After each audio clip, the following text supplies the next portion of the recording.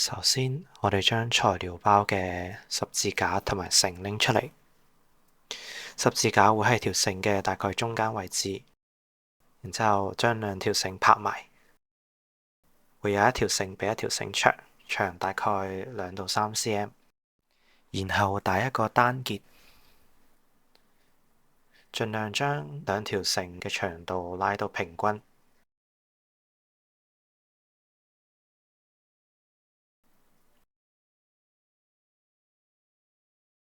然後可以喺材料包入邊揾一粒特別顏色嘅珠，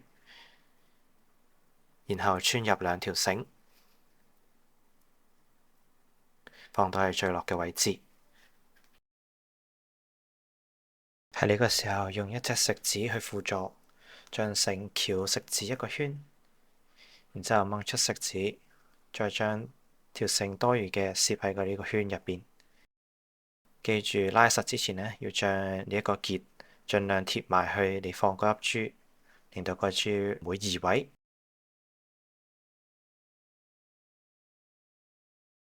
整好呢一 part 之後，就可以將材料包入邊剩餘嘅10粒珠都分別穿入晒呢條繩入邊。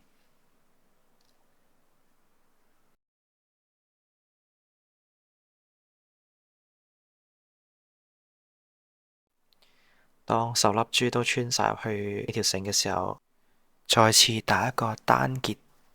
喺呢個時候就要留意啦，唔需要太接近嗰10粒嘅珠，留少少嘅空位，令到呢10粒珠可以喺你練玫瑰經嘅時候，等你有呢個去俾佢喐動。然之後材料包入邊會有一個嘅扣，將呢個扣套入兩條繩中間，然之後再做翻用食指幫手捲一個圈，然後將突出嚟嘅繩呢攝入去呢個圈入邊，然後將佢呢個結打實。咁呢一條玫瑰念珠就差唔多完成。如果最後尾覺得唔係好實嘅，都可以再打一個單結去固定佢。